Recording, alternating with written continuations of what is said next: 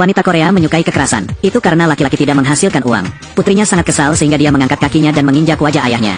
Jangan membuat Jun terlihat jorok. Sebenarnya, dia adalah pembunuh nomor 1 di Korea. Selesaikan misi pembunuhan dengan sempurna setiap saat. Tina telah menjadi dewa dalam industri ini. Tapi Jun sama sekali tidak senang.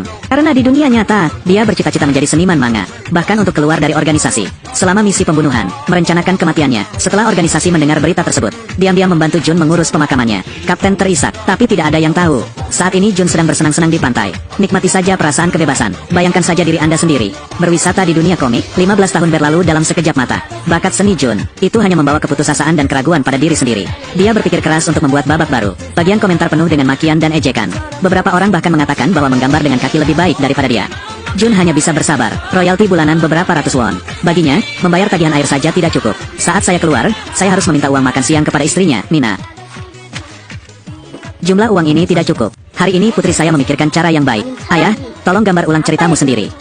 Tapi Jun tidak berani, karena apa yang terjadi sebelumnya. Semuanya rahasia negara. Jika Anda berani menggambar, Anda akan kehilangan nyawa. Tapi telepon dari editor, menghancurkan ketabahan terakhirnya. Terima kasih untuk komikmu. Ada lebih dari 20.000 komentar yang mengutuk saya karena banci. Pemimpin redaksi, jangan diturunkan.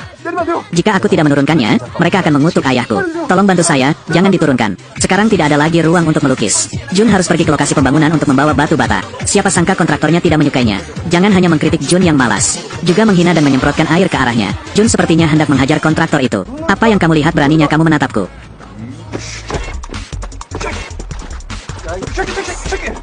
Aku hanya bernyanyi. Jun dengan sabar menanggungnya sepanjang hari. Sesampainya di rumah, saya minum anggur untuk menghilangkan kesedihan saya. Ada 20.000 komentar lagi. Sebut saja dia sampah. Jun tiba-tiba marah. Matanya tiba-tiba menjadi tajam dan penuh tekad. Robek gambar kemarin. Mengutuk dan menggambar pada saat bersamaan. Jun menggambar dengan cepat. Ketika ada induksi, dia masih dengan penuh semangat melambaikan tangan dan kakinya ke sekeliling ruangan. Sampai aku terbangun. Tanpa dia sadari, situasinya telah berubah. Di atas meja ada berbagai macam hidangan lezat yang terlihat sangat tidak biasa. Istrinya pun mengubah sikapnya dan penuh perhatian menjaga Jun. Komik baru Anda sangat populer secara online. Ada apa? Cerita apa? Jun buru-buru berlari ke kamar. Itu benar-benar mahakarya mabuk tadi malam. Ina memanfaatkan momen dia tertidur. Diam-diam diposting online. Siapa sangka semua orang di kolom komentar mengomentarinya. Karyanya dengan cepat naik ke nomor 1. Tapi Jun tahu dia sudah ditakdirkan. Dia segera pergi menemui editor. Minta untuk menghapus ceritaku. Tapi editor menganggap Jun punya masalah. Jangan beri dia kesempatan untuk menjelaskan. Bahkan diusir. Pulanglah dan tulis bab baru. Jun harus pulang. Siapa sangka tiba-tiba turun hujan. Dia mengkhawatirkan putrinya, jadi dia membawa payung ke sekolah untuk menunggunya. Sekarang, ayah seorang teman sekelas datang menjemput anaknya. Melihat orang lain mengenakan setelan elegan. Ada juga mobil mewah di belakang untuk menjemput Anda. Jika dibandingkan, Jun tiba-tiba terdiam. Dia menundukkan kepalanya karena malu. Setelah putrinya juga dibawa pergi, Jun membuang payung yang compang camping itu. Berjalan pulang di tengah hujan. Dia tidak sengaja membuka buku harian putrinya. Dikatakan ayahnya tidak menghasilkan uang. Dikritik oleh ibu saya. Gadis itu ingin mendapatkan uang untuk membantu ayahnya. Rasa sakit tiba-tiba melonjak. Jun tidak bisa mengendalikan dirinya lagi dan menangis. Dia juga berpikir jernih. Bagaimanapun, cepat atau lambat kamu harus mati. Ini tidak seperti melanjutkan jalur komik. Setidaknya sebelum aku mati aku bisa membantu Mina dan anak-anaknya memiliki kehidupan yang penuh. Jun mulai memegang pulpennya lagi. Setiap gambar terus diselesaikan. Firasat melonjak seperti tsunami. Benar saja, ceritanya kembali menduduki peringkat pertama. Di saat yang sama, dia juga ditemukan oleh kaptennya. Ini dianggap pengkhianatan. Jadi Departemen Intelijen segera menemui editor. Di bawah ancaman kekerasan, mereka menemukan Juni. Aku bisa memukulmu sampai mati hanya dengan pukulan ringan. Kontraktornya masih belum tahu. Orang ini pernah menjadi pembunuh kelas atas di Korea. Para agen memanfaatkan waktu istirahat Jun di kamar mandi. Kelilingi dia. Mereka mengira dengan melakukan itu mereka akan menangkap Jun. Tanpa diduga, dia langsung mengubah sikapnya. Serang secepat kilat. Hanya beberapa gerakan yang mengalahkan lebih dari separuh agen. Sisanya roboh pada pukulan pertama. Pertempuran berakhir dalam beberapa menit. Di saat yang sama, kontraktor juga pergi ke kamar mandi di sini. Jun dengan dingin mendekatinya, membuatnya takut sampai tidak bisa bergerak di tempat. Saya terus memanggil ibu saya untuk menyelamatkan saya. Jun tidak memberinya masalah apapun. Setelah kembali ke rumah, dia segera mengemasi barang-barangnya. Baru saja menelepon Mina. Sebut diri Anda seorang pembunuh berkelas. Identitas telah terungkap. Sekarang mereka perlu bermigrasi dengan cepat. Mina mengira Jun sedang minum dan menjadi gila. Berapa banyak yang kamu minum, bajingan? Aku tidak tahan lagi denganmu. Saya masih harus mengajar. Jam mengajar sudah tidak penting lagi. Sialan, diamlah. Jun mengambil dana gelap yang disembunyikan tadi. Dia berencana untuk melarikan diri. Tanpa diduga, 2 cangkang ranjau terbang ke dalam rumah. Jun segera mengambil penjepit hidungnya. Tapi kali ini, agen telah mempersiapkan sebelumnya. Lawannya cepat dan lincah, setara dengan Jun.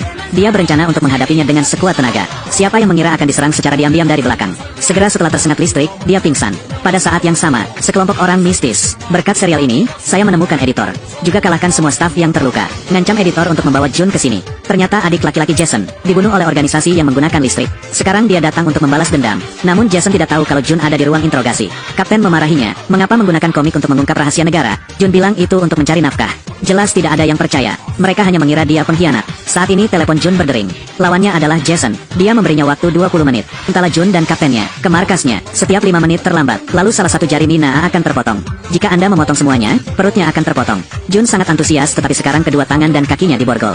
Sulit untuk mempertahankan hidup sendiri. Bagaimana cara menangkap kapten di sana? Juni mendapat ide. Dia mengaku dia adalah mata-mata, tapi mintalah untuk berbicara secara pribadi dengan kapten. Jun meminta sebatang rokok kepada kapten. Kapten sama sekali tidak waspada. Aku sangat menyesal. Jun segera mengambil pulpen dari dada orang lain. Buka kunci lengan dan kaki dengan cepat. Saat pintu terbuka, dia menodongkan pistol ke kepala kapten. Jun melepaskan tembakan peringatan, memaksa para agen untuk secara bersamaan meletakkan senjatanya. Kemudian bawa kapten ke markas. Dalam perjalanan, dia memberitahu kapten seluruh situasinya. Saat ini, telepon disembunyikan di bawah ikat pinggang kapten. Tiba-tiba menyala. Ternyata para agen telah menangkap putri Jun. Mengancam Jun untuk kembali. Jadi terjadilah adegan yang menyesatkan. Jika kamu berani menyentuh selai pun rambut putriku, kamu pasti akan mati. Ya Tuhan. Satu sisi adalah istri, sisi lainnya adalah anak perempuan. Siapa yang harus Jun selamatkan terlebih dahulu? Anda tahu betul bahwa Anda akan mati. Suamiku, jangan datang ke sini. Jangan kemari, cepat pergi.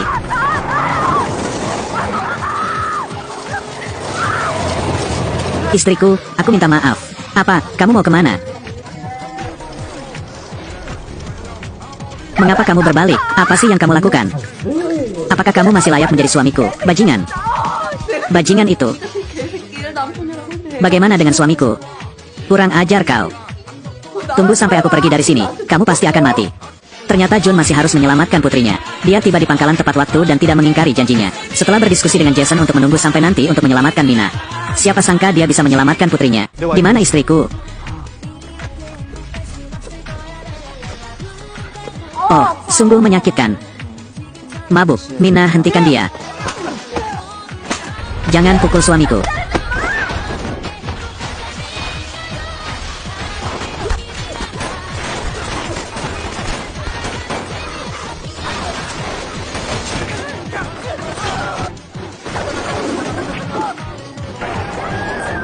Bajingan ini berani memukul suamiku. Maaf, jangan pukul aku. Jangan pukul aku. Kamu ingin sekali dipukuli, bukan, bajingan? Apa yang telah kamu lakukan pada istriku? Dia suka minum alkohol. Minumlah semua anggurku, mungkin keracunan alkohol. Tenang, aku sudah bilang padamu untuk berhenti minum. Bajingan ini, apakah kamu layak menjadi suamiku? Tinggalkan aku dan lari. Jason kemudian memaksa Jun menggunakan listrik untuk mengambil nyawa sang kapten. Kalau tidak, Mina akan dipukuli sampai mati. Jun harus mengikutinya. Untungnya, agen segera datang. Tangan memegang senjata berat, memanfaatkan senjata sepenuhnya. Jason tertangkap basah. Tidak lama kemudian, dia dikalahkan. Setelah Departemen Intelijen mengambil kendali situasi, segera perintahkan penembak jitu, tembak dan bunuh Jun dengan tuduhan makar. Siapa sangka Chol, rekan setim lamaku, mengorbankan nyawanya untuk menyelamatkan nyawa Jun. Bantu dia memblokir serangan fatal itu. Chol nyaris hidup tergeletak di pangkuan Jun. Ucapkan kata-kata terakhirmu. Siapa sangka kalau Jun akan berkata seperti itu. Tembakan ini tidak akan membunuhmu. Chol, Chol, cepat bangun. Nama si kecil ini, cepat bangun, bersemangat. Menteri tidak bisa lagi duduk diam. Segera memerintahkan penembak jitu untuk melanjutkan menembak. Namun rekan setim di sebelahnya tertabrak dan terjatuh. Ternyata musuh juga mempunyai penembak jitu profesional. Satu tembakan mengenai satu orang, dua tembakan mengenai dua orang.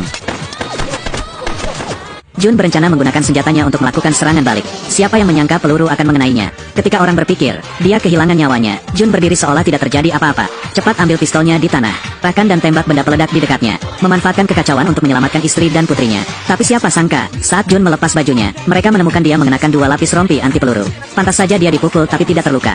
Dia memberikan rompi anti peluru kepada istri dan anak-anaknya. Lalu ambil pistolnya, bergegas ke medan perang sendirian. Pergi ke kamar Jason. Jun adalah seorang pembunuh Korea kelas atas. Jason bukan tandingannya. Dia tidak bersenjata. Kemudian tarik sabuknya dan lingkarkan di pergelangan tangan Anda. Setiap serangan pisau dari Jason, Jun mampu menghindarinya. Pada akhirnya, Jason diusir oleh Jun. Di bawah tatapan mata semua orang, dia menginjak-injak Jason sampai mati. Di atap mobil, akhir perang. Kemudian selamatkan semua rekan satu tim. Buktikan dirimu tidak bersalah.